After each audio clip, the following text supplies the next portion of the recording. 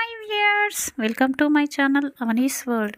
శ్రీ విశ్వావసు నామ సంవత్సరం ఉత్తరాయణం శిశిర ఋతువు మాఘమాసం కృష్ణపక్షం ద్వాదశి. ఈరోజు పూర్వాషాఢ శనివారం. ఈరోజు లక్ష్మీనారాయణ నామాన్ని జపించడం వలన తల్లిదండ్రుల ఇద్దరి ప్రేమ, భూదేవి సూర్యనారాయణుల ఆశీస్సులు, లక్ష్మీనారాయణులు పార్వతీ పరమేశ్వరులు, అలాగే మన పూర్వీకులు ఎవరైనా స్వర్గస్థులై ఉంటే వారి ప్రేమ, అందరి ఆశీస్సులు ఒకేసారి మనకు లభిస్తాయి. ఓం లక్ష్మీనారాయణాయ నమః. ఓం లక్ష్మీనారాయణాయ నమః. ఓం లక్ష్మీనారాయణాయ నమః. అందరూ కూడా ఈ నామాన్ని చక్కగా జపించండి. ఇక ఈరోజు మంచి మాట, మనం జ్ఞానం కొరకు పరితపిస్తూ ఉండాలి. మనలో జ్ఞానం ఎంత ఎక్కువగా వృద్ధి చెందుతుందో మనిషి అంత ప్రశాంతంగా ఉంటాడు. ఆకలేసినప్పుడు మనం భోజనం తినాలి, అంతేకాని ఆకలి లేకుండానే సమయం అవుతుందని భోజనం చేస్తే అది అనారోగ్యానికి దారితీస్తుంది, అజీర్ణ సమస్యలు వస్తాయి. మన కష్టపడడానికి మనకు శరీరం కావాలి. మనం కష్టపడాలంటే మనకి శక్తి కావాలి. ఆ శక్తి కోసమే మనం ఆహారం తినాలి, అంతేకాని ఆహారాన్ని విపరీతంగా తిని శరీరాన్ని కష్టపెట్టుకోకూడదు. ఇక ఈ రోజుల్లో పెళ్లి చేసుకుంటున్నారు చాలామంది. దయచేసి మీకు పెళ్లి చేసుకోవాలని మీ మనసులో అనిపించినప్పుడు మాత్రమే పెళ్లి చేసుకోండి, అంతేకాని వయసు అయిపోతుందని పెళ్లి చేసుకోకండి. వయసు అయిపోతుందని మీరు పెళ్లి చేసుకుంటే ఆ చేసుకున్న పెళ్లిని మీ మనసు అంగీకరించదు. ఇలాంటి కారణాల వల్లనే ఈ రోజుల్లో డైవర్స్ అనేవి ఎక్కువగా అవుతున్నాయి. దయచేసి పెద్దలు, పిల్లలు ఎవరైతే పెళ్లి చేసుకోవాలనుకుంటున్నారో వాళ్ళందరూ ఇది గమనించండి. ఇక ఓటమిని అంగీకరిస్తే మనకు జ్ఞానం ప్రాప్తిస్తుంది అన్నప్పుడు ఆ ఓటమిని ఒప్పుకుంటేనే చాలా మంచిది. శ్రీకృష్ణుడు ధర్మరాజు పాండవులకు, కౌరవులకు మధ్య సంధి కుదుర్చాలనుకుంటాడు, కానీ ఆ సంధి ఓడిపోతుంది. అలాగే ధర్మరాజు జూదంలో ఓడిపోతాడు. రావణాసురుడు సీతాదేవి అంటే ఒక స్త్రీమూర్తి ముందు ఓడిపోతాడు. మాట ఇచ్చాక తప్పించుకోకూడదు. కొన్ని సందర్భాలలో జ్ఞానంగా, తెలివిగా ఆలోచించాలి. గురువుల ముందు తల వంచితే మనకు జ్ఞానం వస్తుంది అనుకున్నప్పుడు తల వంచి గురువుని గౌరవించి ఆ జ్ఞానాన్ని సంపాదించుకోవాలి. ఇక రేపు మహాశివరాత్రి. రేపు మరకత శివలింగానికి మనం అభిషేకం, పూజలు చేస్తాము. రేపు అందరూ కూడా బిల్వదళాలు, కమలా పుష్పాలు, సుగంధ పుష్పాలు, ఎసెన్షియల్ ఆయిల్స్ అంటే సుగంధ భరితమైన ఆయిల్స్ని, అలాగే గంధాన్ని అరగదీసి పెట్టుకోండి. పన్నీరు జలాన్ని, గంగా జలాన్ని అన్నిటినీ సిద్ధం చేసుకోండి. వీటన్నిటినూ అభిషేకం చేస్తాము. కానీ ఆ పరమశివుడికి అత్యంత ప్రీతికరమైనవి మారేడు దళము, భస్మము.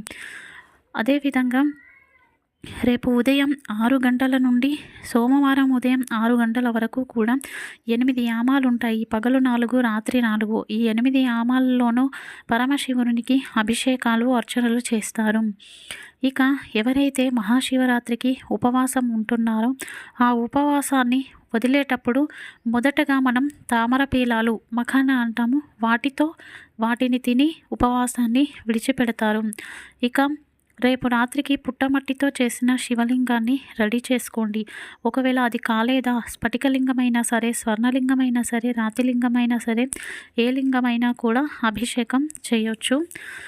ఇక ఈరోజు తారాబలం: అశ్విని ముఖ మూలా నక్షత్రం వారికి సంపద తార, భరణి పుబ పూర్వాషాఢ నక్షత్రం వారికి జన్మతార, కృతిక ఉత్తరాషాఢ నక్షత్రం వారికి పరమమిత్త తార, రోహిణి హస్త శ్రవణ నక్షత్రం వారికి మిత్రతార, మృగశిర చిత్త ధనిష్ట నక్షత్రం వారికి నైదన తార, ఆరుద్ర స్వాతి శతభిష నక్షత్రం వారికి సాధక తార, పునర్వసు విశాఖ పూర్వభాద్ర నక్షత్రం వారికి ప్రత్యక్ తార, పుష్యమి అనురాధ ఉత్తరాభాద్ర నక్షత్రం వారికి క్షేమతార, ఆశ్లేష జ్యేష్ఠ రేవతి నక్షత్రం వారికి విపత్తార.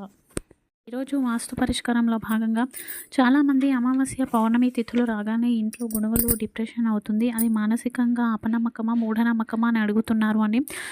అది సైంటిఫికల్గా కూడా నిజమే అండి. నేచర్లో గ్రావిటేషనల్ ఎనర్జీ అనేది ఉంటుంది. అది పౌర్ణమి, అమావాస్య తిథుల్లో వేరియేషన్ అవుతూ ఉంటుంది. పౌర్ణమి తిథిలో సముద్రం ఉప్పొంగుతుంది, అలాగే అమావాస్య తిథిలో సముద్రం సైలెంట్గా ఉంటుంది. మన శరీరంలో 70% నీరు ఉంటుంది. కాబట్టి వాస్తు, విజ్ఞానం రెండు ఒకటే. ఇంకా ఇల్లు పెద్దగా ఉండి మనుషులు అందులో తక్కువ ఉంటే అందులో ఉన్న మనుషులకు ఆయుష్ తగ్గుతుంది. అదే ఇల్లు చిన్నగా ఉండి మనుషులు ఎక్కువగా ఉన్న పెద్ద నష్టం ఏమీ లేదు. సో ఎవరికైనా ఇట్లాంటి ఇబ్బందులు ఉన్నప్పుడు శ్రీవాస్తు యంత్రాన్ని పెట్టుకోండి. రేపు ఉదయం పూజ అండి. శివాలయంలో రేపు 365 వత్తులు నెయ్యి పోసి దేవాలయంలో వెలిగించండి. లేదంటే గంగాజలం ఉన్నా, లేకపోతే 7 బావుల నీటిని శివాలయంలో ఇచ్చి రండి. మీరే అభిషేకం చేసే విధంగా ఉంటే చేయండి వాటితో. లేదా ఇంట్లోనే గంగాజలంతో శివుణ్ణి అభిషేకించి భస్మార్చన చేయండి ఓం నమః శివాయ అంటూ. అలాగే రేపు క్లీం నమః శివాయ అనే నామాన్ని జపించండి ఎవరైతే సంసార బంధంలో ఉన్నారో వారు. ఇక సన్యాసులు ఓం నమః శివాయ అని జపిస్తారు. ఇక నమః శివాయ అని అఘోరాలు నాగసాధువులు జపిస్తారు. ఒక్కో స్థితిని బట్టి ఒక్కొక్కరికి ఒక్కో నామం. రేపు అందరూ కూడా క్లీం నమః శివాయ అనే నామాన్ని జపించండి, పార్వతీ పరమేశ్వరుల నామం. ఇక ఈరోజు సాయంత్రం యోగక్షేమం అండి. మాఘమాసంలో శనివారం రోజు త్రయోదశి వచ్చింది. ఈరోజు సాయంత్రం మహా ప్రదోషం ఉంటుంది. సాయంత్రం శనైశ్చర ఆలయంలో శనైశ్చర స్వామి ముందు నువ్వుల వత్తులతో దీపాన్ని వెలిగించి నువ్వుల నూనెతో అభిషేకం చేయాలి. ఇది వీలు కాని వారు శివాలయంలో శివుడికి శంకు పూలతో అల్లిన మాలను సమర్పించిరండి. అలాగే తుమ్మి పూలు ఇంకా ఉమ్మెత్త పూలతో పూజించి అర్చించిన విశేషమైన ఫలితాలు కలుగుతాయి. ఈరోజు మన సంప్రదాయంలో భాగంగా మన వేదాల కాలం నుంచి, ఋషుల కాలం నుంచి, పూర్వీకుల నుంచి వ్రతాలు పండుగలు వచ్చేటప్పటి నుంచి మనకి ఉపవాస పద్ధతులు అనేవి ఉన్నాయి. ఉపవాసం ఉన్నప్పుడు ఇవి సేవించాలి, ఇవి సేవించకూడదు అని చెప్పేసి ఉన్నాయి. అష్టాంగ యోగంలో కూడా ఆహార పద్ధతులు అని ఉన్నాయి. ఋతువులు నెలలు మారినప్పుడు ప్రకృతిలో మార్పులు అనేవి మొదలవుతాయి. ఈ ప్రకృతి మారినప్పుడు మన శరీరం దాన్ని తట్టుకునే విధంగా ఉండే విధంగా మనకు ఆహార నియమాలు అనేవి ఉన్నాయి. ఇక రేపు మనం పూజను ఆచరిస్తున్నాము అంటే ఒక రోజు ముందు నుంచే మనం శాకాహారాన్ని భుజిస్తాము. అంటే రేపు ఉపవాసం ఉంటే 24 గంటల ముందు నుంచే శాకాహారాన్ని భుజించడం అనేది మన ఆహార నియమాల్లో ఒకటి. అందరూ తప్పకుండా పాటించండి.